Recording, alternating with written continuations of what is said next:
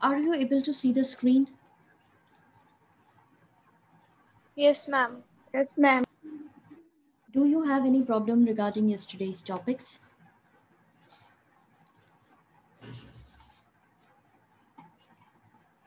कोई भी प्रॉब्लम आई है कल जो हमने टॉपिक पढ़े थे उससे रिलेटेड, तो अभी आप पूछ सकते हैं.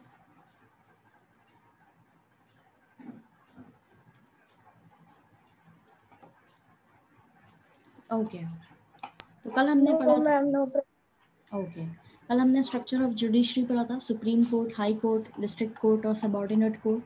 और हमने शुरू करा था ज्यूरिसडिक्शन ऑफ सुप्रीम कोर्ट. एक एग्जाम्पल उसका जो है वो प्रॉपर्ली हमने समझा था. ये पैराग्राफ भी पढ़ लिया था हमने, स्कोप ऑफ पावर्स. अब है original jurisdiction. Original jurisdiction means cases that can be directly considered by the Supreme Court without going to the lower court before that. जो original jurisdiction का मतलब होता है वो cases जो directly Supreme Court में ही जाते हैं, lower court में नहीं जाते हैं. From the diagram above, you will notice that cases involving federal relations go directly to the Supreme Court. The original jurisdiction of the Supreme Court established it as an umpire in all disputes regarding federal matters. अब क्या होता है, diagram जो ऊपर आपने देखा उसमें आपको समझ आ रहा होगा कि फेडरल रिलेशंस वाले जो भी केसेस होते हैं, डायरेक्ट जो बड़े केसेस होते हैं वो सीधे सुप्रीम कोर्ट में जाते हैं. और ओरिजिनल ज्यूरिसडिक्शन जो है उसका मानना यह है कि सुप्रीम कोर्ट जो है वो एक अंपायर की तरह है, ठीक है, जो सारे डिस्प्यूट्स जो होंगे फेडरल मैटर्स पे उसको सॉल्व करेगा. In any federal country, legal disputes are bound to arise between the union and states. May I know who has opened their mute? Yeah, kindly mute yourself. Okay. Sorry ma'am, गलती से open हो गया था. It's okay, beta. Okay, in any federal country, legal disputes are bound to rise between the union and states. अब क्या होता है, जैसे बड़े बड़े अपने देश होते हैं, कोई भी कंट्री हुई, दो स्टेट्स की वहाँ पे किसी चीज़ को लेकर के कन्फ्लिक्ट हो गया है, लड़ाई हो गई है, या उनके बीच में थोड़ी सी भी प्रॉब्लम हो गई है, तो उसको कौन सॉल्व करेगा? डायरेक्टली सुप्रीम कोर्ट सॉल्व करेगा. ऐसा नहीं कि पहले वो छोटे डिस्ट्रिक्ट कोर्ट में जाएंगे या फिर उसके बाद हाई कोर्ट में जाएंगे और फिर वहाँ पे अप्लाई करेंगे. नहीं, सीधे सुप्रीम कोर्ट में जाते हैं उस तरह के cases. Among the states themselves, यानी स्टेट्स के बीच में भी अगर लड़ाई हो जाए तो वो केस भी जाएगा सीधे सुप्रीम कोर्ट में. The power to resolve such cases is interested to the supreme court of India. अब पावर जो है इस तरह के केसेस को सॉल्व करने की वो किसके पास में है? सुप्रीम कोर्ट के पास में है. It is called original jurisdiction because the supreme court alone has the power to deal with such cases. इसको ओरिजिनल ज्यूरिसडिक्शन ही इसीलिए कहते हैं क्योंकि सुप्रीम कोर्ट के पास सिर्फ एक लौता सुप्रीम कोर्ट ही है जिसके पास में पावर्स हैं इस तरह के केसेस को सॉल्व करने की. नाइदर द हाई कोर्ट्स और ना the lower courts can deal with such cases. ना तो हाई कोर्ट ना लोअर कोर्ट जो है वो इस तरह के केसेस से डील कर सकता है या सॉल्व कर सकता है.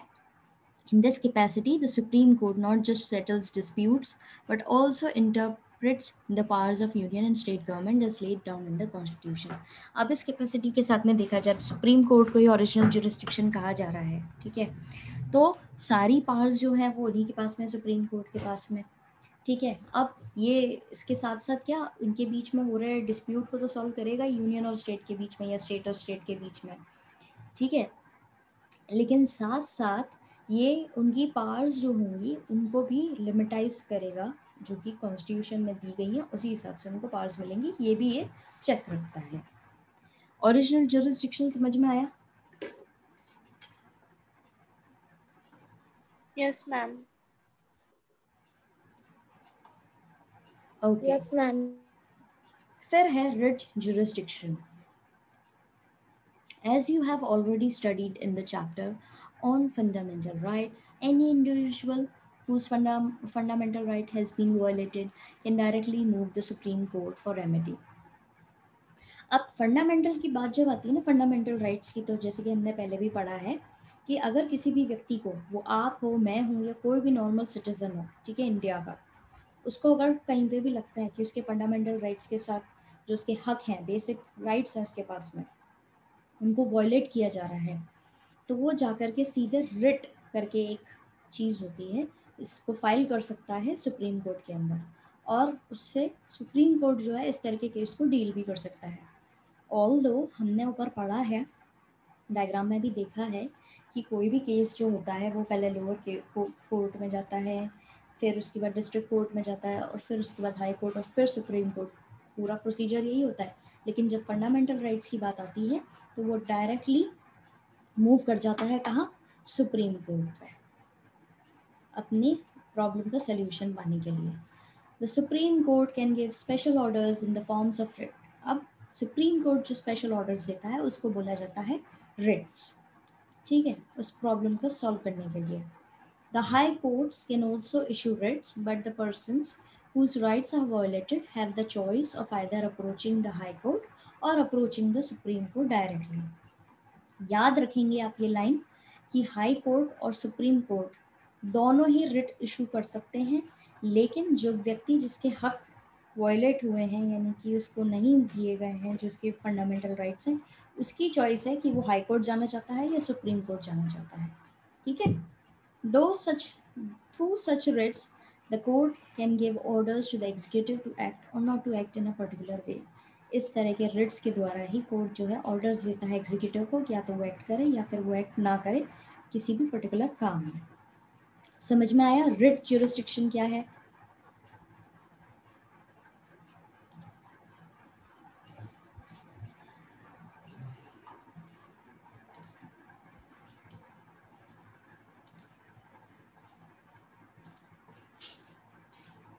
I'm waiting for your reply.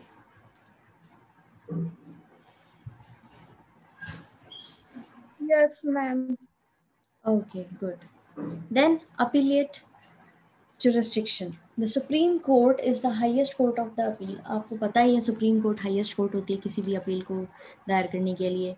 A person can appeal to the Supreme Court against the decisions of the High Court. High court के द्वारा मान लो कोई डिसीजन दिया गया है, लेकिन जो व्यक्ति जिसको डिसीजन मिला है हाई कोर्ट में वो उससे सेटिस्फाई नहीं है, ठीक है, तो वो किसको अपील कर सकता है? सुप्रीम कोर्ट को.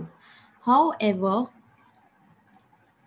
High Court must certify that the case is fit for appeal. That is to say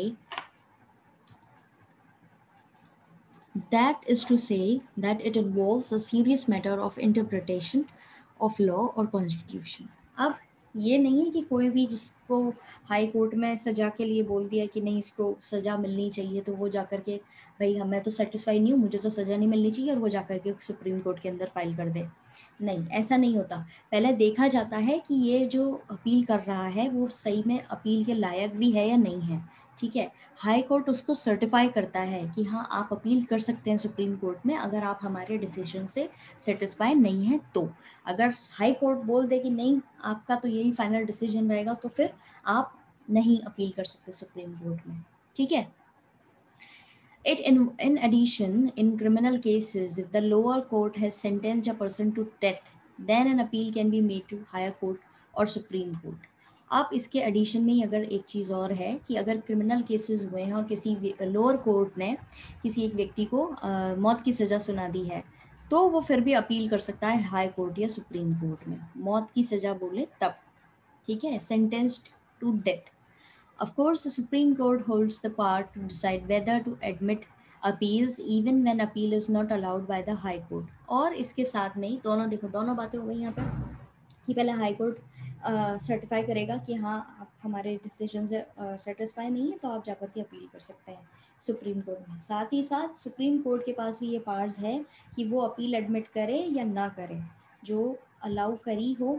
अगर जब कोई हाई कोर्ट ने मना कर दिया किसी व्यक्ति को कि नहीं आप सुप्रीम कोर्ट में अपील नहीं कर सकते हो जाकर के हमारे खिलाफ, हमारे डिसीजन के खिलाफ में, ठीक है, आपकी ये एप्लीकेबल नहीं है, उसके बावजूद भी वो व्यक्ति माना नहीं और वो सुप्रीम कोर्ट में लगा हुआ है अपील करने को लेकर के, ठीक है, तो सुप्रीम कोर्ट के पास ये पावर्स हैं कि वो चाहेगा तो ही वो अपील एक्सेप्ट करेगा, नहीं चाहेगा तो नहीं करेगा, ठीक है. ये डिफरेंट पॉइंट्स हैं. इसको आप वैसे तो बहुत ही नॉर्मल और इजी लैंग्वेज में लिखे हुए हैं यहाँ पर, आप इसको पढ़ेंगे तो आपको समझ में आएगा, ठीक है. आप इसको याद करने के लिए पॉइंट्स में भी लिख सकते हैं, ठीक है। Appellate jurisdiction means that the Supreme Court will reconsider the case and the legal issues involved in it. अब क्या होता है एप्लीट जुरिस्डिक्शन का मतलब होता है सुप्रीम कोर्ट जो है वो केसेस को रिकंसिडर करेगा या कोई लीगल इश्यूज जो है उसके अंदर उसको दोबारा से वो समझेगा या जांच पड़ताल करेगा, वो अपना एक उस पर व्यू पॉइंट जरूर देगा।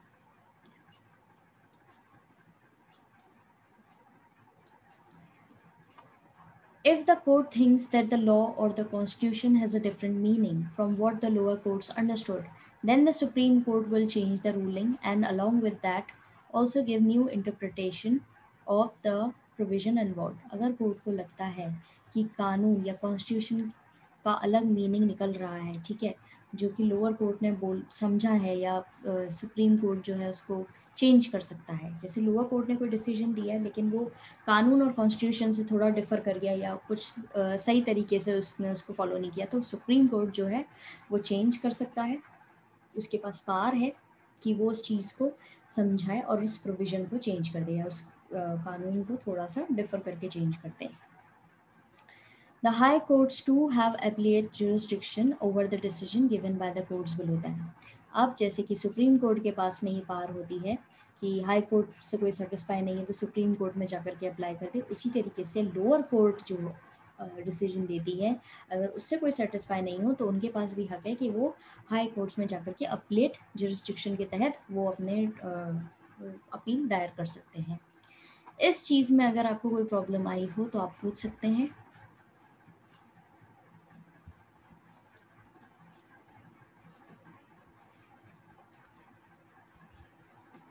No ma'am. सब क्लियर है?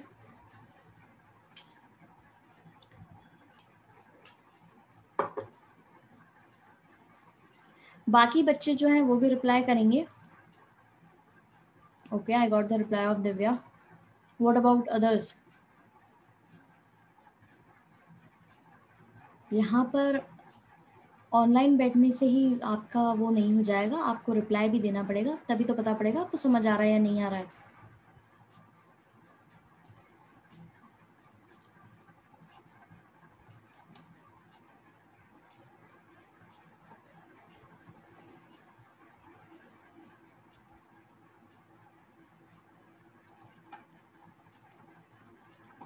खैर, up to you.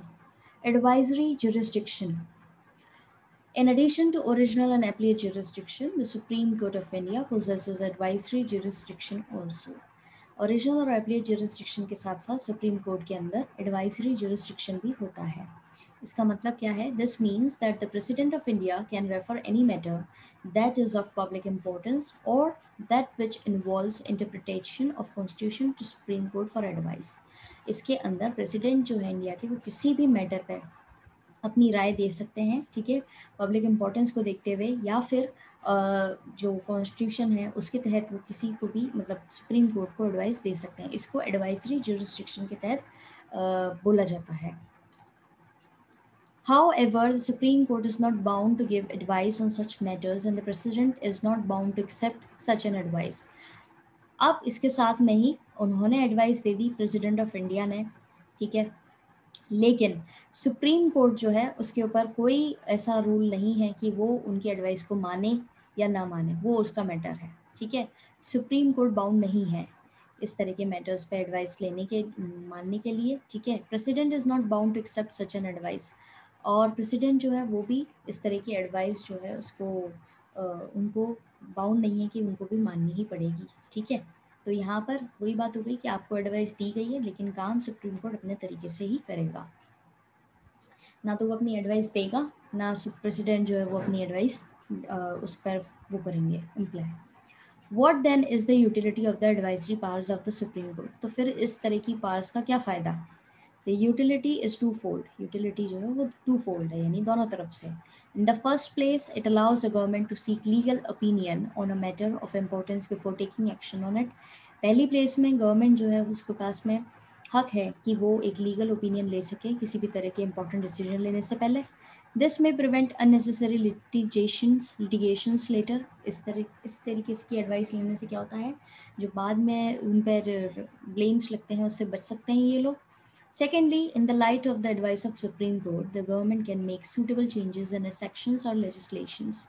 दूसरी तरीके से देखा जाए तो सुप्रीम कोर्ट इस तरह की एडवाइस लेकर के गवर्नमेंट जो है, सुप्रीम कोर्ट जो है एडवाइस ले सकता है। In the light of the advice of supreme court, government जो है बाद में चेंजेस कर सकती है अपने एक्शन और लेजिस्लेशन में। यहाँ पे सुप्रीम कोर्ट की एडवाइस भी, क्योंकि हमने पढ़ा था सुप्रीम कोर्ट जो है वो भी एडवाइस दे सकता है और प्रेसिडेंट जो है वो भी दे सकते हैं। Read the articles quoted above. These articles help us to understand the unified nature of our judiciary and the power of Supreme Court. Decisions made by the Supreme Court are binding on all other courts within the territory of India. ऊपर जो article दिए रखे हैं वो हम पढ़ेंगे जिससे हमें इस चीज़ को और समझ में आएगा। डिसीजंस जो सुप्रीम कोर्ट देते हैं वो सारे कोर्ट्स के लिए फाइनल होता है जो भी इंडिया की टेरिटरी के अंदर आ रहे हैं। Orders passed by it are enforceable throughout the length and the breadth of the country. The Supreme Court itself is not bound by its decision and can at any time review it. Orders जो पास किए जाते हैं, ठीक है, इस country के अंदर वो उनको मानने पड़ेंगे और सुप्रीम कोर्ट जो है वो किसी भी पर्टिकुलर डिसीजन से को लेकर के वापस से विचार विमर्श कर सकता है किसी भी टाइम पे, अपने ही डिसीजन से वो बाउंड नहीं हो जाता। Beside, if there is a case of contempt of Supreme Court, then Supreme Court itself decides such as a case. इसके अलावा अगर सुप्रीम कोर्ट जो है वो खुद इस चीज़ में अपने डिसीजन जो उसने लिए हैं उसको लेकर के पूरी तरीके से उसको नहीं लगे कि हाँ ये चीज़ सही है या बेकार है, ठीक है, तो वो सुप्रीम कोर्ट जो है वो खुद से डिसाइड करता है इस तरह के केसेस को। अभी तक इस टॉपिक में कोई प्रॉब्लम आई है तो आप लोग पूछ सकते हैं।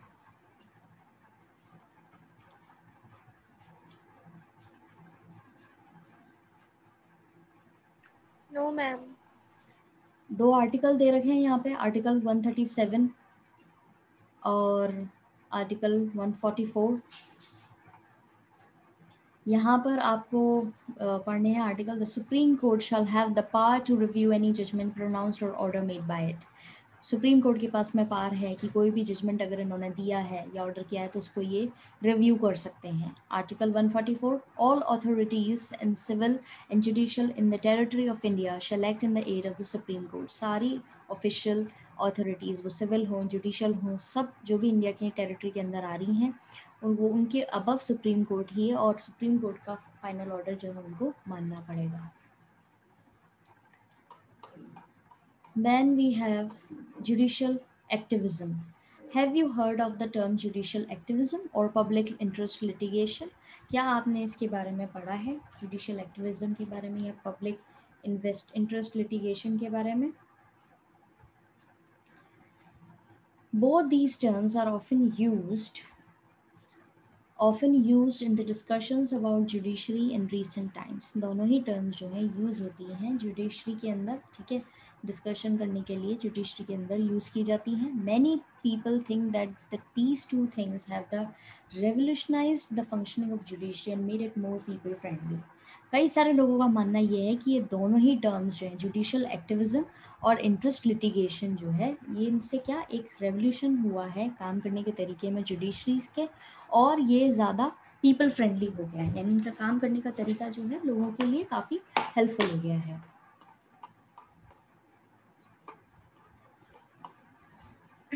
The chief instrument through which judicial activism has flourished in India is public interest litigation or social action litigation, SEL और PIL. What is PIL और SEL? अब चीफ इंस्ट्रूमेंट जो सबसे मेन इंपॉर्टेंट चीज़ है वो है जुडिशियल एक्टिविज्म के अंदर, जो इंडिया के अंदर बहुत ही समय से चला रहा है, वो है पब्लिक इंटरेस्ट लिटिगेशन और social action litigation. How and when it emerge, ये कब बने हैं और कैसे बने हैं? In normal course of law, an individual can approach the courts only if she has been personally aggrieved. That is to say, a person whose rights have been violated. एक normal कानून की जो प्रक्रिया होती है उसके अंदर एक व्यक्ति तभी कोर्ट तक पहुंच सकता है जब उसके कोई राइट्स को वायलेट किया गया हो, ठीक है, या फिर वो किसी डिस्प्यूट में इन्वॉल्व हो, और who is involve in a dispute could move the court of law, तभी वो जा सकता है अदालत के अंदर। This concept underwent a change around 1979। ये जो कॉन्सेप्ट था उसको थोड़ा चेंज किया गया 1979 के दौरान। In 1979, the court set the trend when it decided to hear a case where the case was filed not by the aggrieved persons but by the others on their behalf. क्या changes आए? पहले वो व्यक्ति जिसकी कोई लड़ाई हुई हो या उसके फंडामेंटल राइट्स के साथ में कुछ छेड़छाड़ की गई हो, वही जब अब फाइल करता था केस, तभी इस चीज़ पे एक्शन होता था। 1979 के तहत क्या हुआ, किसी व्यक्ति के साथ में कुछ गलत हुआ है तो, और किसी और व्यक्ति ने उस चीज़ को नोटिस किया है, तो वो भी केस फाइल कर सकता है उस व्यक्ति के बिहाफ पर। ये चेंजेस आए थे, इसको आप मार्क कर लें।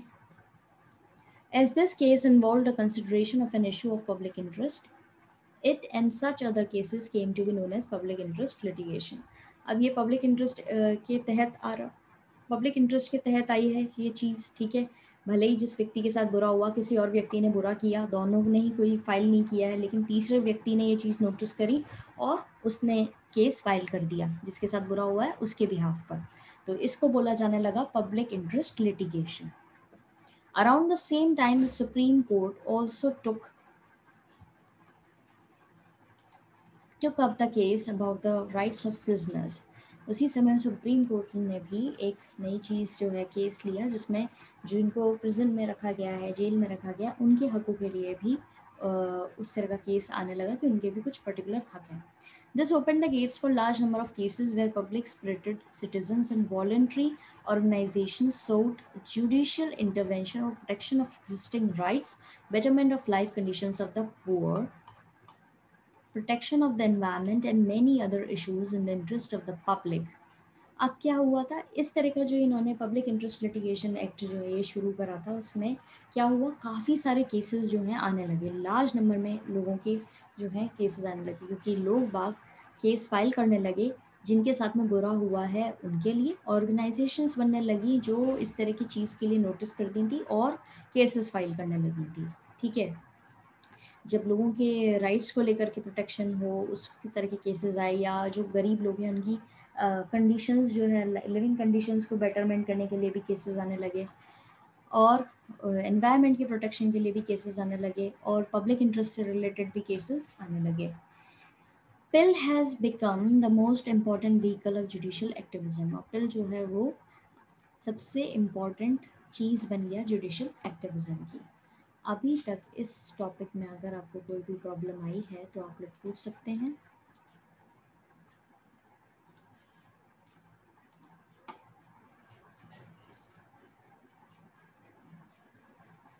किसी को कोई प्रॉब्लम नहीं आई है?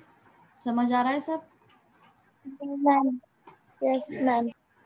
Okay, so that's all for today. आप अपने प्रॉब्लम्स जो हैं कल के लिए इकट्ठा कर लीजिएगा, ये पढ़िए आज लाइन टू लाइन, और कोई भी दिक्कत आई हो तो कल की क्लास में हम आपकी प्रॉब्लम्स पे डिस्कस कर लेंगे।